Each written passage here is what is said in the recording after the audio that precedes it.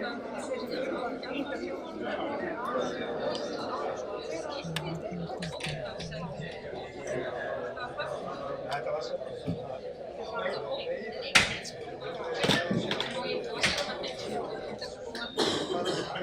sæl, kæru gestir og félagar. Verið velkomin á málþingi hjálpartæki daglegs lífs. Það málefnahópur heilbrigðismál sem hefur umsjón þessu málþingi og hann Emil Thoroddsen formaður málefnahópsins og hann mun tala hér á eftir mér. Markmið málþingsins að vekja athygli á að endurskoða þarf íslensk lög og reglugerðir hjálpartæki og nú tækifæri fyrir þingflokka og stjórnvöld að eiga virkt samtal við notendur hjálpartækja breytingar á kerfinu. Það verður svona alveg svona frekar þröng sýn á hvað hjálpartæki raun og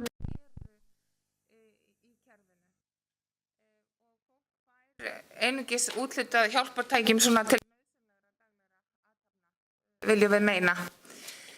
Og líka bara skilgreiningin á því hvað eru hjálpartæki. Ég þekki til konu sem vildi gjarnan fá hjólastól með grófari dekkjum þannig hún gæti notið útivistar með dóttur sinni. Gengið á Malarvegi í Elliðaárdalnum en hún fékk það ekki af því að það var bara ekki lit á það sem það verið nauðsynleg lífsgæði. Þannig að hún fékk einungis svona hjólastól til þess að fara til og frá vinnu. Þar af leiðandi gat hún ekki tekið þátt í útivist með barninu sínu og það þykir okkur auðvitað ómögulegt. Hjálpartæki eru líka mjög oft eitthvað sem að fólk notast við dagsdaglega og jafnvel alltaf með. Annaðhvort með sér eða eins og til dæmis þeir sem nota hjólastóla eru sumir hverjir alla daga í hjólastólum og þá vill maður eiga val það hvernig hjólastól maður fær. Stundum vill maður bara hreinlega eiga val litin. Og það nýlegt dæmi þess að það var ein kona sem við þekkjum vel sem vildi bara alveg endilega fá fjólubláan hjólastóla því það bara hennar uppáhaldslitur. En kerfið sagði nei. Það svarti hjólastólinn sem í boði. Þú veist, þessi ríkisstóllinn. Og hún var mjög ósátt við það og við kölluðum eftir svona rökstuðningi af hverju það væri bara svarti ríkisstóllinn. Og það voru engin almennileg svör við því. Við grófum upp verðið og þá kostuðu þeir það sama. Þannig eftir smá bréfaskriftir og svona eftir að við höfum ítt svolítið duglega við sjúkratryggingum, þá fékk hún fjólubláan hjólastól. Við ákváðum að taka þetta og keyra þetta alla leið og þetta líka bara spurning persónulegan stíl oft á tíðum líka. Og af hverju fólk ekki hafa val. Þannig að núna tíminn til að eiga þetta samtal hjálpartæki og að fólk eigi val og við þurfum líka að huga því og það verður vonandi eitthvað sem Öryrkjabandalagið getur staðið fyrir á svona næstu misserum svo ég leggi nú aðeins inn í framtíðina. Það líka hjálpartæki fyrir fólk til þess að geta stundað kynlíf. Það eitthvað sem við höfum til dæmis ekki talað mjög lengi og ég var nýverið á ráðstefnu út í Færeyjum á ráðstefnu sem kallaðist Brýt tabú og þar var verið að fjalla nauðsynleg hjálpartæki til þess að fatlað fólk geti stundað kynlíf og það eitthvað sem við þurfum að taka fyrir á næstunni. En þetta verður áhugavert samtal hér í dag og ég fagna því að það eru þingmenn hér og það eru frambjóðendur til formanns Öryrkjabandalagsins líka. Svo ég vonast bara til þess að allir leggi vel við hlustir og taki þátt. Og ég segi málþingi hér með sett. Takk.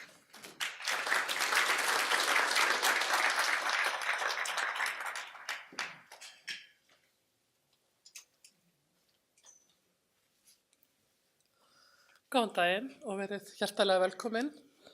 Ég heiti Sigríður Jóhannsdóttir og ætla að vera fundarstjóri hér í dag. Ég var beðin að spyrja hvort það væri einhver hér inni sem notaði tónmöskva. Einhver? Stefán, greinilega ekki, það gefur sig engi fram. Þá bara vitum við það. En við ætlum að vera svo ægilega nákvæm og hugsa vel tímann, þannig enginn fá á lítið en ég á mikið. Þannig við erum með konu sem ætlar að passa upp á tíman hjá okkur. Það hún Stefanía Kristinsdóttir og bara svona hún situr þarna og fyrir þá sem flytja erindin, þá fá þeir, þegar 1 mínúta er eftir, gult og svo þegar ég hætta, þá fá þeir rauðablaðið. Og þá gerum við ráð fyrir að förum í það taka á móti spurningum úr sal, svona 1 til 2 eftir hvert erindi. Þannig nú þetta sett upp. En það ekkert eftir neina að bíða held ég, en við bara hefjum leikinn og gefum Emil Thoroddsen, hann formaður málefnahóps Öryrkjabandalagsins heilbrigðismál orðið og hann ætlar að tala nauðsyn eða hvað. Gjörðu svo vel, Emil.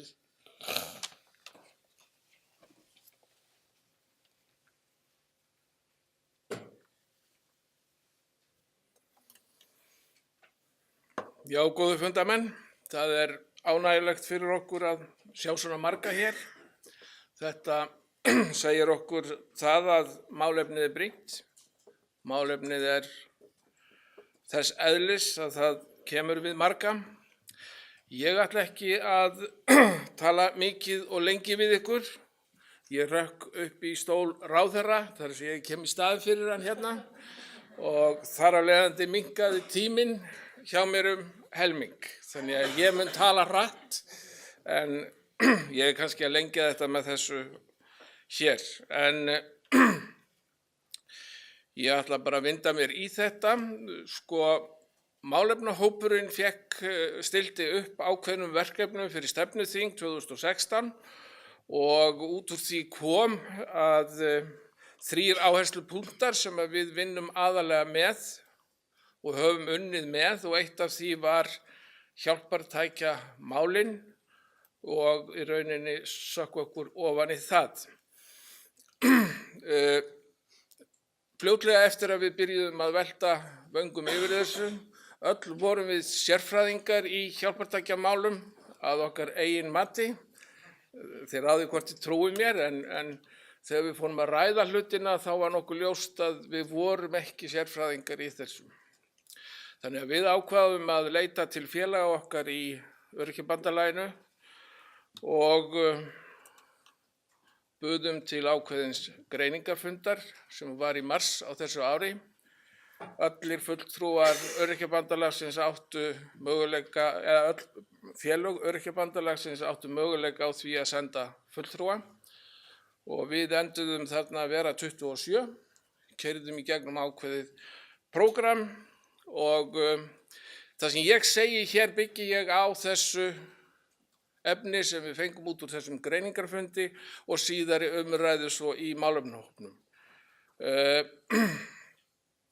Við göngum út frá samningi Sameinuðu þjóðanna réttindi fatlaðs fólks í allri okkar umræðu þetta. Þið getið leitað fanga í ýmsum greinum sáttmálans en þar sem hér verður fjallað lögfræðilegu hliðina ætla ég ekki að fara mikið út í það. 19. greinin mitt uppáhald í honum. Hún finnst mér segja allt. Síðan aftur í öðrum greinum kveðið nánar á hjálpartæki. Þetta verkefni, við uppgötvuðum fljótlega að þetta yrði langhlaup hjá okkur því að við komumst að þeim hlutum að hér þyrfti að taka til höndum og við þurfum líka að fá nokkuð marga aðila á okkar band. Ég kem nánar að því síðar. Spurningin þetta sprettur eða þetta langhlaup?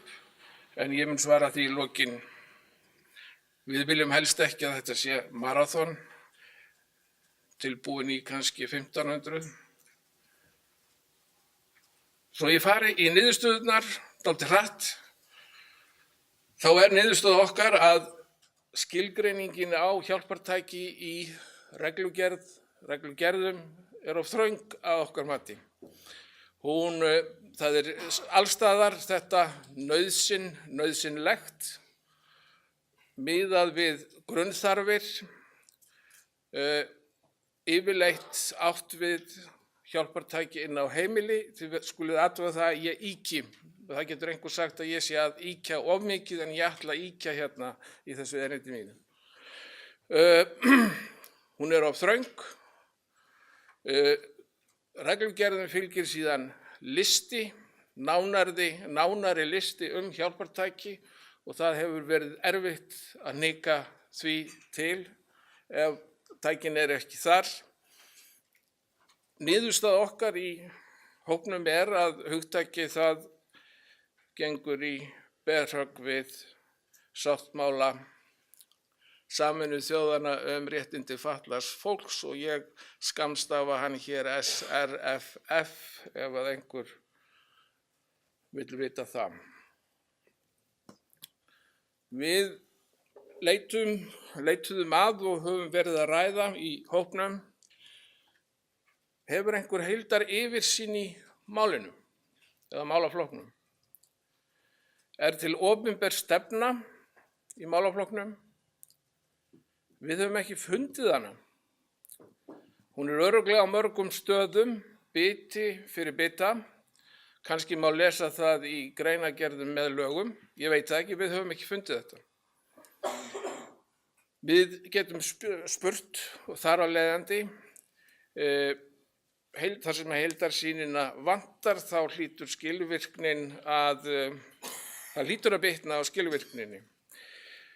Verkskipting milli sveitarfélaga og ríkis til dæmis skýr? Notendur á okkar fundi komast að því að svo var ekki. Muniði, þetta sjónarhorn okkar notendana á þessum fundi og hann var haldinn í mars. Réttur til úthlutunar og styrkja, það að segja kostnaðarhlutdeild í hjálpartækjum byggður á jafnræði? Því var snarlega svarað, svo ekki. Upplýsingar. Það brennur á fólki, réttindi fólks til þessara stoðþjónustu.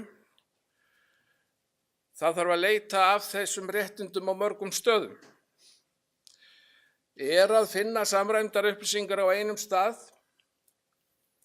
Okkar niðurstaða að það má finna meira af upplýsingum á ákveðnum stöðum en öðrum, en þessi staður ekki til. Treyst í upplýsingagjöf. Þar í allri upplýsingagjöf réttindi stólað á það stólað á í rauninni þjónustuveitendur að veita það, fagfólk, og síðan verður náttúrulega til líka óhjákvæmilega ákveðin ráðgjöf í gegnum jafningjafræðslu, en það eru félögin sem gera það. Það stólað á þetta og ég að einfalda og ýkja. Ég hef stuttan tíma. Við skoðum þjónustu og framboð. Það nokkuð ljóst að kerfið virkar ágætlega ef bráðavanda að ræða. Ég ætla að orða þetta öðruvísi. Það ljóst að kerfið virkar betur ef bráðavanda að ræða. Ef einstaklingurinn kominn inn á stofnanir, spítala, í hendur á fagfólki. Þetta helst náttúrulega í hendur við upplýsingagjöfina. Það var á greiningafundinum var fólk upptekið af neyðarþjónustu, viðgerðarþjónustu, biðtíma varðandi viðgerðir. Það væri hægt að fá lánutæki þegar menn biðu eftir að viðgerð líki, og það kom fram á fundinum að oft hjálpartæki ekki til. Það sem við erum ekki beinlínis að fara í kvörtunardeildina hérna, þá ætla ég ekki að fara neitt nánar út í þetta, en við vitum líka að það í gangi. Það varð ákveðin kerfisbreyting 1. maí.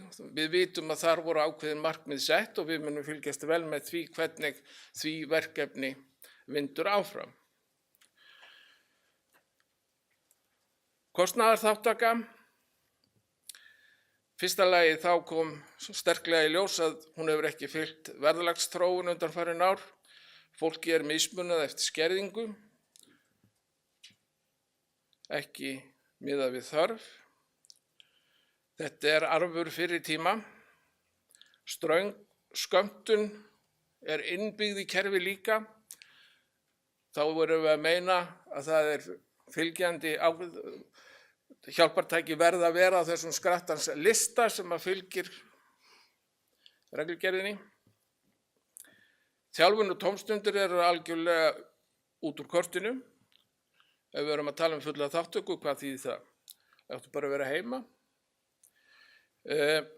En best er að við höldum okkur við umræðu, því að það er markmið okkar í málefnahópnum að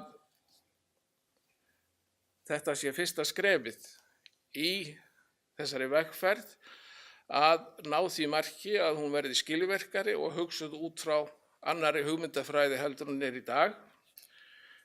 Staðan í rauninni, svo ég segi bara stutt, hugtakið er ekki rétt. Þetta er að aðlaga það nýrri hugmyndafræði, yfirsýn og stefna til framtíðar. Við efumst að hún sé til. Upplýsingar, það er skortur á upplýsingum, sérstaklega réttindi. Við sjáum það sem tækifæri að byggja það upp á einhverjum einum stað, þar sem að þær eru flestar fyrir í dag. Þjónustustigið er mjög mismunandi. Við getum skoðað það eftir fötlunarhópum, við getum skoðað það eftir þjónustu aðilum og fleira. Ég fer ekkert lengra út í það á þessu stigi. Og kostnaðarþátttakan eins og hún byggir ekki á jafnræði. Það sem að við köllum á í hópnum er heildarskoðun á málaflokknum. Þá erum við að meina þetta bakland sem er stefna til framtíðar og framkvæmdar áætlun til úrbóta fyrir alla, bæði þjónustuveitendur, þá sem þiggja þjónustuna og alla bara. Þessi vinna verði unnin með SRFF sem útgangspunkt og tæki til þess að innleiða þessa hugsun. Við skulum athuga eitt, að þó að þetta sé skoðun okkar, þá erum við ekki að segja að það sé allstaðar verið að vinna einhverja vitleysu. Langt í frá, við vitum á sumum stöðum er verið að vinna góða vinnu og menn hafa allavega góðar áætlanir. Ef við hins vegar ætlum að standa okkur hvað varðar hugtök eins og sjálfstætt líf, almenna þátttöku fólks, það er verið að tala um starfsgetumat, aukna atvinnu þátttöku fatlara, þá verður þetta stoðkerfi okkar að vera skilvirkt. Og það þýðir að það er ekki hægt að líða ákveðna bið. Þú ert komin í vinnu. Hjálpartæki eru líka þess eðlis að við sem að notum þau ekki mikið dagstaglega, við þurfum að hugsa þess sem þurfa á þeim að halda að þetta er orðið ég ef að ég nota hjálpartæki. Þetta er partur af mér, þetta er extension eins og menn segja, þetta er áframhald af okkur sjálfum. Hvernig fer fyrir okkur ef öxlin fer hjá mér? Ég er alveg ómögulegur maður. Hjálpartækin er eins og öxlin á mér. Þetta er partur af okkur, við náum ekki þessari þáttöku, við lifum ekki almennt, náum ekki þeim lífsgæðum sem við viljum, því að við höfum áhuga hvort og við eigum að geta stundað það sem við viljum og stefnum að. Við þurfum aðeins að skoða hjálpartækja hugsunina. Hún er dálítið bundin við að þetta sé hækja og hjólastól. En við þurfum að hugsa mun víðar. Ein lítil eða passlega stór filma með lit getur breytt öllu fyrir barn sem er að þroskast og læra. Og hér er ég að tala um lesblindu. Þetta einfalda tæki getur breytt öllu. En við munum leita í áframhaldinu til framkvæmdarvaldsins. Við áttum að eiga fund með Óttari í síðustu viku en þá fór eins og pólitíkin fór. og við munum halda áfram að berja á framkvæmdarvaldinu eða upplýsa það. Við munum líka tala við löggjafarvaldið ef við þurfum á því að halda að breyta lögum. Við munum líka leita til þeirra nefndar sem málið fjallar, því það nauðsynlegt að menn sjáu þetta í samhengi við þessa mikilvægu umræðu sem á sér stað, varðandi sjálfstætt líf, þátttöku og fleira. Ég ætla ekki að vera með lengra, en það passar, ég á að setja á mig rautt. Þannig að þetta það sem við erum að gera, við höldum áfram. Í okkar huga þetta langhlaup. Við munum ekki ná þessu öllu saman í gang 1, 2, 3, en við ætlum að reyna að flýta ferlinu eins og mögulegt og við þurfum aðstoð margra við það og þeir sem hér í salnum eru velkomnir að hafa samband við hópinn með hvaða hætti við getum unnið saman að þessu. Takk.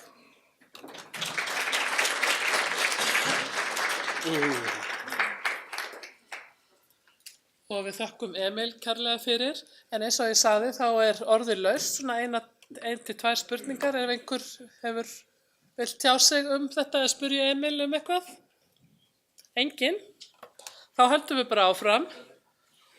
Einhver þarna? Já, það mikrofónn leiðinni til þín. Þú varst að tala fræðsluna og talaður að fagmenn hefði jafn mikinn aðgang, eða hefðu kannski jafnvel meiri aðgang að þessum upplýsingum.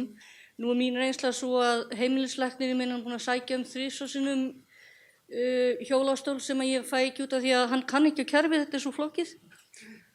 Og síðan þegar ég loksins fékk rétta umsókn senda inn þá sögðu mér það að ég ætti að geta nota göngugrind. Svo ég keypti mér einn í Costco og þarf að láta keyra mig ég get ekki farið sjálf. Finnst þér fræðsla hjá fagfólki standast, eða það ykkar reynsla að þar sé nógu vel úti í kerfinu fyrir það sem verið að sækja hjá? Mætti beða að kynna þig?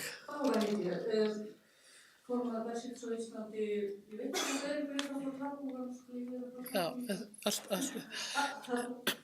En Emil mun svara þessu. Það nú bara örstutt svar við þessu í sjálfu sér. Við sjáum það sem ókost í sjálfu sér að einungis eða í stærstum hluta stólað á að fagfólk komi þessum skilaboðum áfram réttindi og möguleika. Við viljum, í rauninni, það í hugmyndi í okkar umræðu að það verði byggður upp einhver gagnagrunnur þar sem við getum fengið þessa heildarsýn yfir sín bæði réttindi og framboð og annað slíkt. Þannig að svarið ég ætla ekki að dæma, fagaðilar eru bara mjög mismunandi. Sumir hafa tíma til að ræða við okkur, aðrir hafa það ekki. Og það segir náttúrulega hver þjónustustigið þar af leiðandi á þessum sviðum. Ég vona að þetta svari. Takk Emil fyrir þetta. Það var engin annars. En þá næst á dagskrá eins og við hefur kallað lagareglur hjálpartæki í íslenskri löggjöf með hliðsjón af samningi Sameinuðu þjóðanna réttindi fatlaðs fólks. Og Daniel Ísibarn Ágústsson, hæstaréttarlögmaður, mun flytja þetta erindi. Gjörðu svo vel, Daniel.